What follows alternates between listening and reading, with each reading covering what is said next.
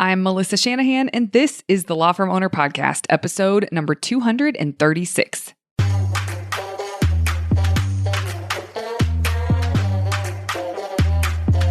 Welcome to the Law Firm Owner Podcast, powered by Velocity Work, for owners who want to grow a firm that gives them the life they want. Get crystal clear on where you're going, take planning seriously, and honor your plan like a pro. This is the work that creates velocity.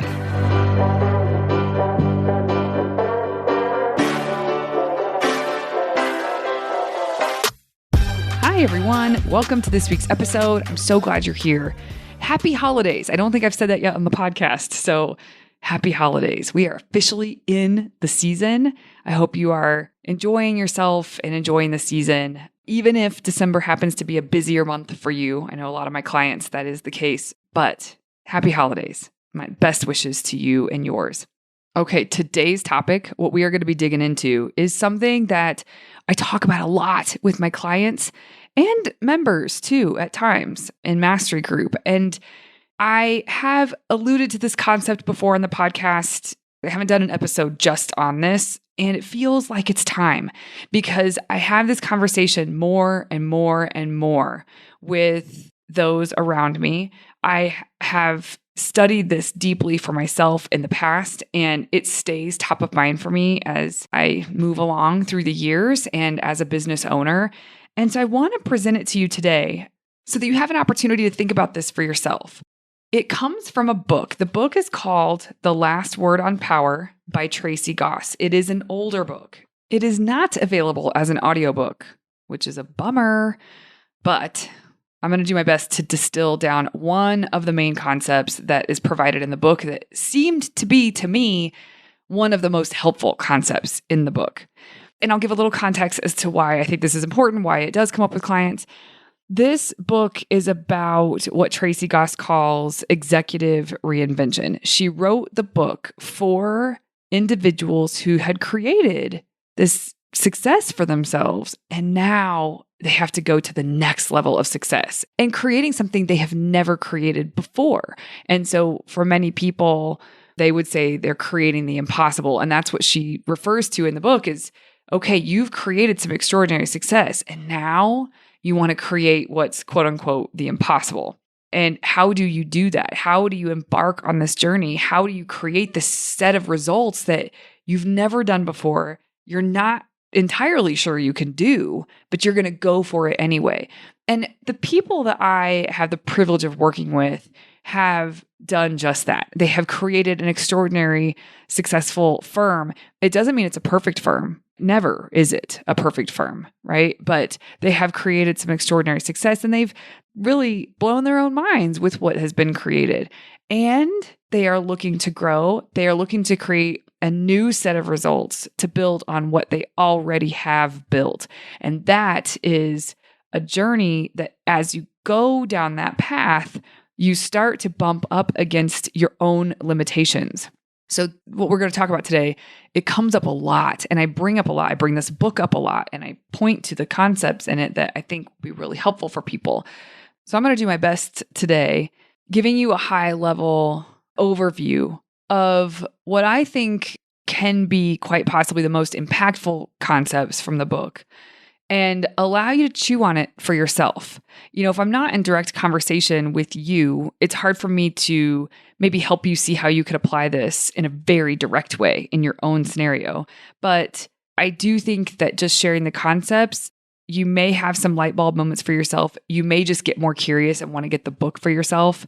But I think it's important for me to share here because of how often I talk about this with clients. And if you could start thinking in these ways, then you really level up your position to success. Okay, so with executive reinvention, which is the whole point of this book, she defines executive reinvention as the transformational process of shifting one's perspective and behaviors in a profound and lasting way. And she goes on to say it's about transcending old patterns, beliefs, and limitations to become a more effective and authentic leader. So that's the whole premise for the book. And there are 7 separate transformations that she goes in depth into. There's almost like stages, 7 stages of transformation that you have to go through in order to complete executive reinvention.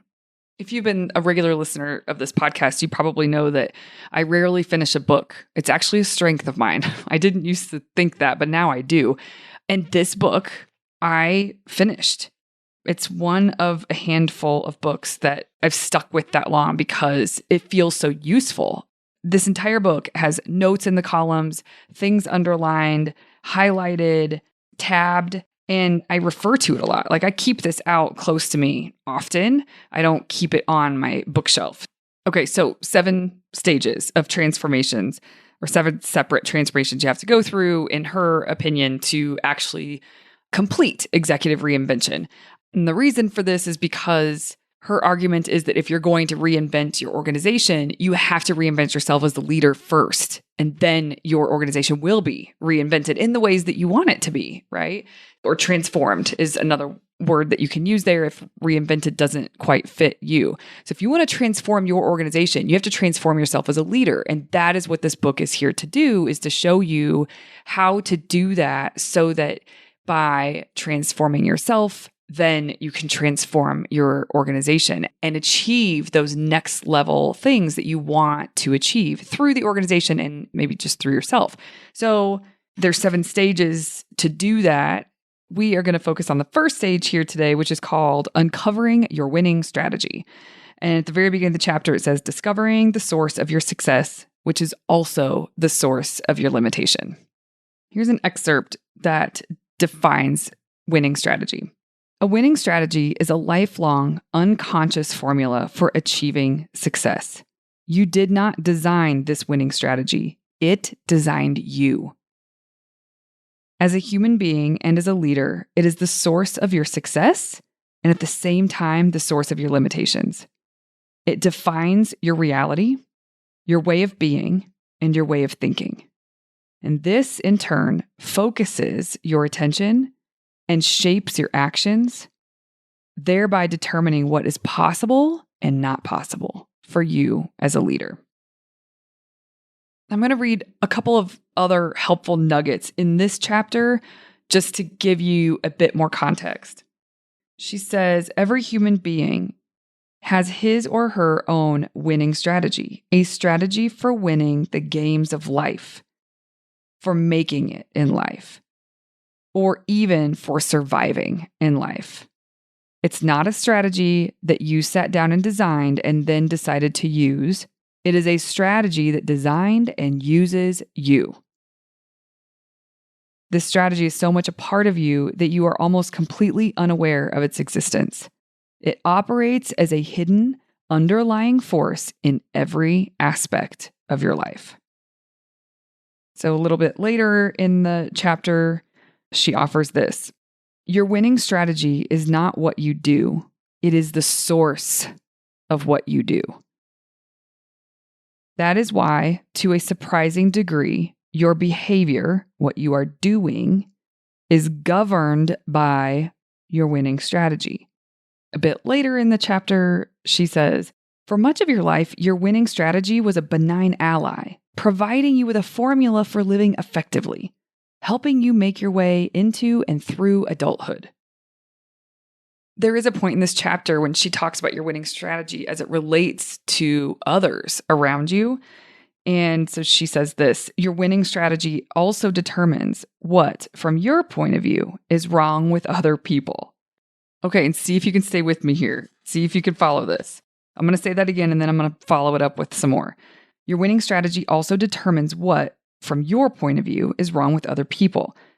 You may have acquaintances, for example, whom you consider to be good, strong, intelligent people, except for the aspects of their lives to which they seem blind. If they could only see those aspects, they would be much more effective.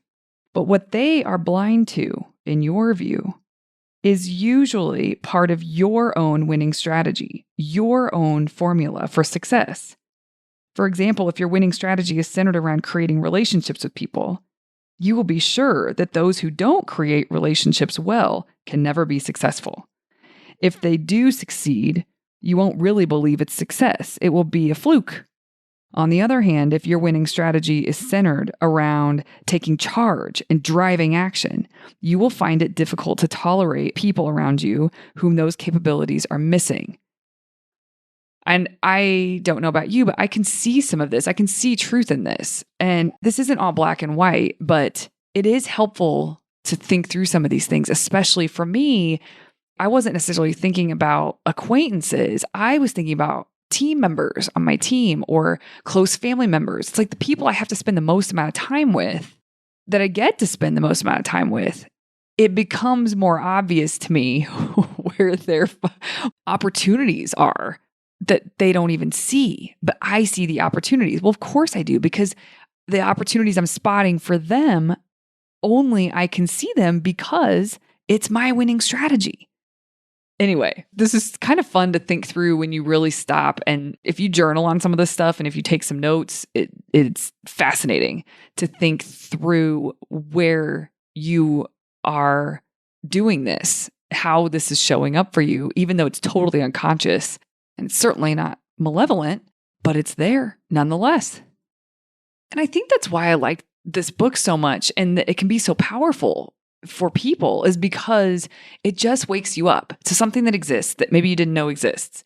And it lets you look at your situation and how you operate from an angle that you haven't before. Because to me, and I have been in this coaching, self-development, business development, strategic planning, I've been in this land and this world for so long.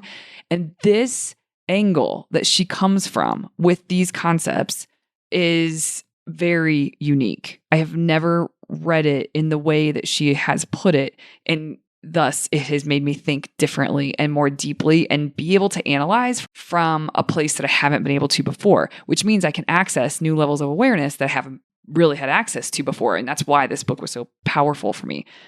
Now, she does say here the purpose of this first stage of transformation, the purpose of uncovering your winning strategy. It's not so that you can find a better winning strategy. That is not the purpose of this chapter.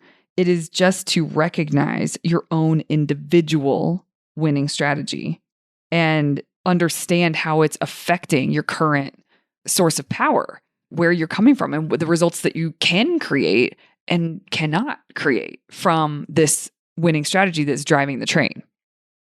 Okay, in this chapter, she offers how you can start to identify or uncover what your winning strategy is, your individual winning strategy. And there's an anatomy to your winning strategy, and that's what she tries to break down. The first question you have to answer is, what are you listening for?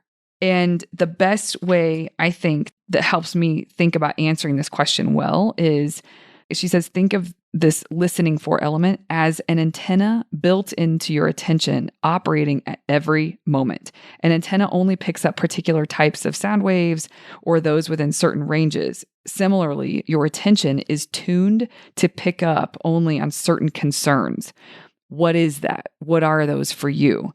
I'll give you examples of what stood out to me from that question. But then the second question that you will be answering is about the actions that you take because of what your antenna picked up on. I'll go into that and provide some examples. And then the third and final is, what is the desired outcome that you are trying to create? So you have antenna that's picking up on signals, and then you take very specific actions so that fill in the blank, like there's a desired outcome. So as I thought through this for myself, I answered the questions, and I got to tell you, some of this wasn't pretty. I wasn't proud of this at all. It was difficult to not have judgment on it as I was doing it. I got myself to the place where I didn't have judgment on it. But when I started to really get honest about my answers, it made me cringe. So if it does it to you as well, you are not alone. I think that's part of just waking up to a way of operating and what's behind the way of operating, like what's been driving the way that you're operating. And when you start to wake up to it, some of it's not pretty, but this isn't you. This is the winning strategy. And remember, your winning strategy is your lifelong unconscious formula for achieving success. And depending on what environments you were in, what influences you had from a very young age, sort of dictated what your strategies needed to be to succeed.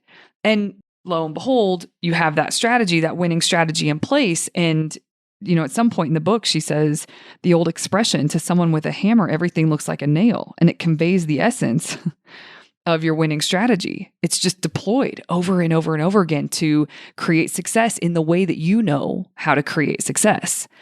And so when you're looking at these things, and if you do have a sense of sadness or shame or judgment on it, just remember, you're just waking up to something that you didn't do. It's just there. You're waking up to it. And that gives you the ability to shift from there if you want to, where if you're not awake to it, you can't do anything with it. It's just going to keep driving the train. All right. So when I was deep in the work, this is what I uncovered. So what am I listening for? She asked a couple of questions to help you tune into that. And so I answered those. Basically, when you're taking notes, what information do you write down? What questions are your notes trying to answer? I wrote down mental pathways, train of thought, connections my brain has made, what I need to remember. She also asks, when you feel, quote unquote, in the right place and things are going well, what are the characteristics of that scene? And so for me, I wrote things down. People are in the zone, dialed in. And so then what does that mean I'm probably listening for? If that's to me, that means everything's okay, then I'm probably listening for people who are not dialed in. I'm listening for the threats, right? People who are not dialed in, they are not in the zone. They're not crossing T's and dotting I's. They're not thorough. They're not detailed. They're not as thoughtful as they should be. Like, see how judgy I am? They're not as thoughtful as they should be. And these are my honest answers. I don't love them, but it is what it is. They don't stop to think things through before being quote unquote done. They don't take into account the big picture as well as the steps. So what am I listening for truly is for others to screw up, others to fall short, a lack of people really using their brains to think through something entirely. And when I realized, that's what I'm scanning for. I'm scanning for all of that. And then this leads into the next question is, what actions do you take when your antenna picks up what you're listening for? What actions do you take? What mode do you go into? And the notes that I have written down for that are fixing the problem, taking the reins. And this made me cry when I wrote it, but I wrote down shaming. And that is not intentional. That is a result of what happens. My actions tend to make people feel like they should be doing better. And it felt like truth when I wrote down the word, and it made me really sad that was the truth. But, essentially it's taking the reins and fixing the problem, inserting myself. And those are the actions. And then the last thing you have to answer is in order to ... So you're listening for these things, and then you take these actions in order to, and that's the next thing to fill in the blank. And so I said, in order to see what I'm made of, to control the outcome, to do it my own way, to fulfill my potential. That was another one. Those were all my thoughts. So now, okay, we've answered these 3 questions, and essentially we have learned in this example that when I'm scanning for and I'm listening for where people are not dialed enough, whatever that means, right? They're not paying enough attention. They're not being thoughtful as they could be, right? Then I fix the problem. I insert myself. I take the reins. A lot of that causes sort of inadvertently shame for those around me. And then I create the result I wanted to see. I get things dialed. I get them in the zone. I control the outcome. It's effective and efficient. That's the story, right? And so you can see where this actually is a recipe for success. I mean, just like you all listening, I have created some wild success for myself in my life. And this is the strategy that is deployed. This is what's gotten me there. And something I realized that I have said on the podcast before when I had this realization through leadership development work was that I have never relied on anyone to get a result that I want. I have been self-reliant. And this winning strategy makes it really clear for me to see that if I have to rely on others to create success, that feels like variables that I can't control. And so I would prefer to just do it on my own because I can control more of it. So yeah, there's like a control freak thing going on that I've known that about myself, but to see exactly how this is stacked was really helpful in me loosening the grip on this a bit and shifting for real, shifting how I show up, how I think, being conscious of a strategy being deployed. Even if I choose to let it go, like let it ride out, I'm not changing it, but I'm very aware of it. And that creates a very different relationship with success that I've been really proud of and really been enjoying. Okay, so I gave you my example just to help you see where you could put some structure to it and maybe have you think through these things on your own. I actually hope that you get the book. I think it's a powerful book. But what I'd like to do now is to offer to you how I see this show up for clients and for members in business and owning their law firms. So there's two ends of the spectrum, it seems, as I explore this with people. One is more the control side of things. Like that's a strategy. People tend to try to control everything so that they control the outcome as much as possible. And I fall on that end. But there's an other end of the spectrum that I also see in certain clients that is so lax and prefers no structure and just chills and rolls with the punches in a way that it has served them, it's gotten them, it's a strategy that was developed. It is their winning strategy, but the pendulum is so far swung that way and they are so unconscious of it, it isn't serving them to get to their next level. So I'm going to break this out so you can see what it looks like on both ends. On the control side of things, where people tend to take the reins more and they control as many things as they possibly can in order to see success, whatever they're working towards. Though it has gotten them where they are, when I meet the client and they are trying to create their next level of success, they literally can't keep their hands around it all anymore. And so they will sabotage their own growth because they're so afraid of not being able to control every element. And this is why I think the work that we do at Velocity Work with clients is so important, because it is true. You can't control every element as you grow. When you start up, you control everything. You have your hands in everything.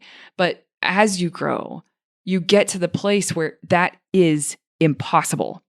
And so through the work that we do at Velocity Work, which is really to help people transfer responsibility in a way that you can trust that it's going to be followed, which means systems and processes, but also communication and clarity around the transferring of those certain responsibilities to another team member, then if you handle that really well, then you can trust that it's all okay. And you have some verification points so that you can see that it's all okay as time goes on, but you aren't the one having to have your hands around it all the time.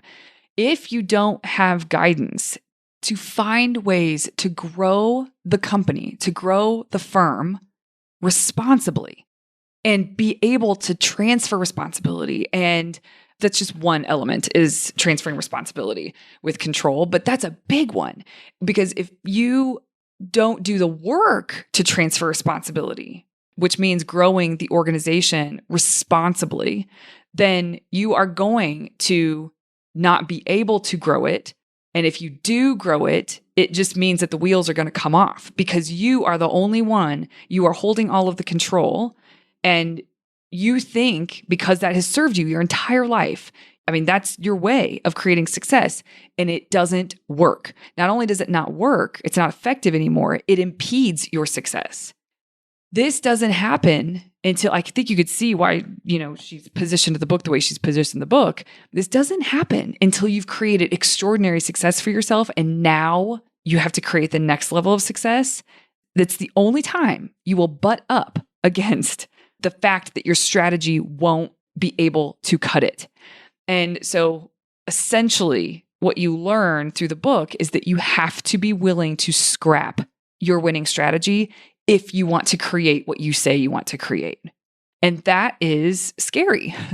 So it's nice to have a partner. I think that's what we offer, especially for private clients. But I would say, I don't want to speak for them, but I would say for members too, is you're not alone in this because it is disorienting to scrap your winning strategy, the thing that served you your whole entire life, that's gotten you where you are, that's gotten you through law school, that's created your firm, that's gotten you the life that you've created.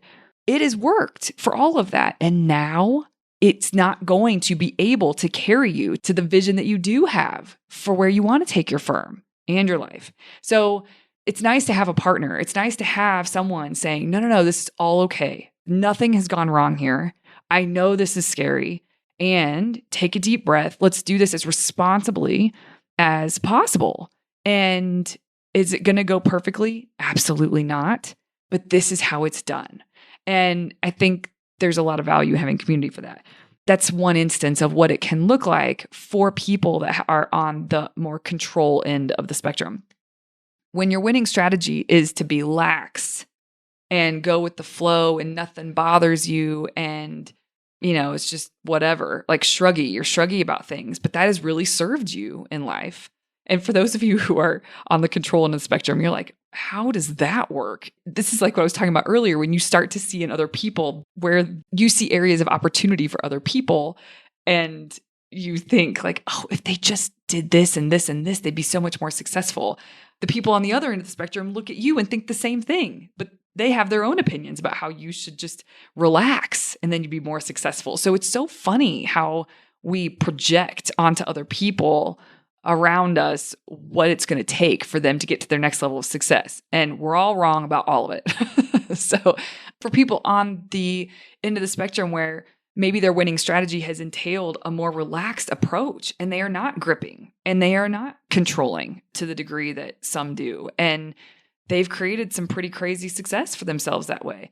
Well, when you've created extraordinary success with that, with your firm, and now you're looking to create the next level of success, that strategy will fall short. It won't work. It won't be effective. You're going to have to scrap it and you're going to have to show up in a new and different way.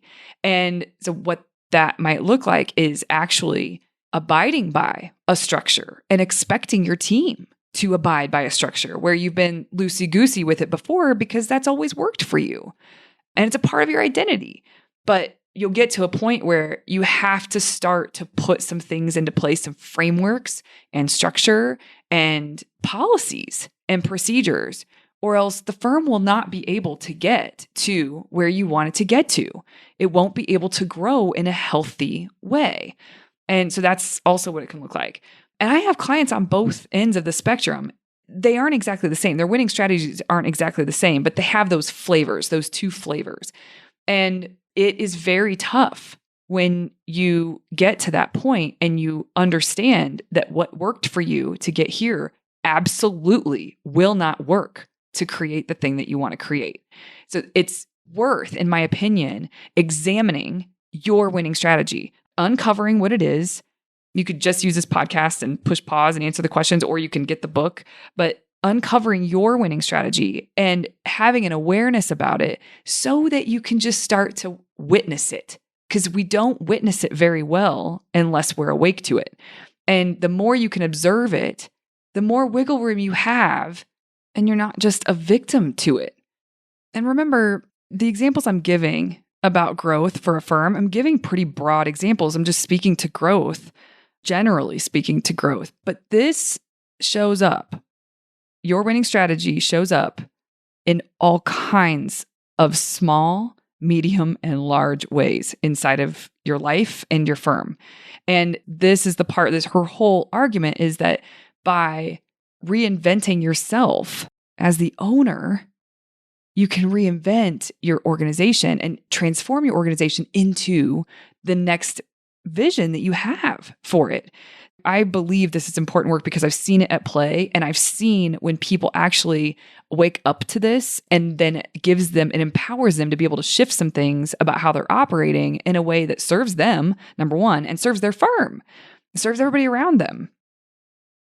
The last thing I'll read you here is later in the chapter, and she is talking about how this winning strategy is so deeply ingrained in you, and you probably just can't imagine yourself listening or acting any differently or even desiring a different outcome.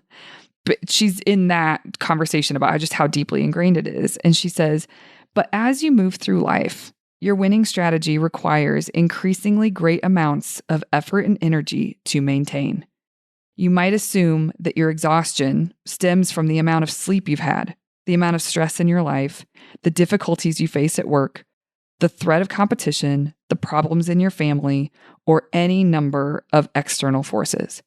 But the actual source of your exhaustion is the relentless drain of effort to maintain the winning strategy at all costs. I really want you to think about that. There is an exhaustion that exists in some of the clients that I meet, and this is at the root of it for many people. They have an identity that they are gripping onto so tightly, and it makes it very difficult as they are growing and they're hitting these new levels of success, and it's getting harder and harder and harder to maintain that winning strategy because it isn't working. And so they start to put themselves in this cycle that's pretty freaking exhausting. So again, waking up to what exists for you in terms of your winning strategy can be really powerful to allow you to figure out how you might want to shift. And the awareness is key. The awareness is everything, which is why we're doing this podcast today. So that, my friends, is a very beginner intro to the winning strategies from The Last Word on Power. I have had some really moving conversations with clients over the years about this when they're really having a hard time until they wake up and they see, oh, the way that I am created everything I have now, and it's holding me back from everything I want. And that's the point in which you actually have power to move into something different. Chew on that over the holidays. All right, everybody. Happy holidays. I'll see you here next Tuesday. Hey, you may not know this, but there's a free guide for a process I teach called Monday Map, Friday Wrap. If you go to velocitywork.com, it's all yours. It's about how to plan your time and honor your plans so that week over week, more work that moves the needle is getting done in less time. Go to velocitywork.com to get your free copy. Thank you for listening to the Law Firm Owner Podcast. If you're ready to get clearer on your vision, data, and mindset, then head over to velocitywork.com where you can plug in to quarterly strategic planning with accountability and coaching in between. This is the work that creates velocity.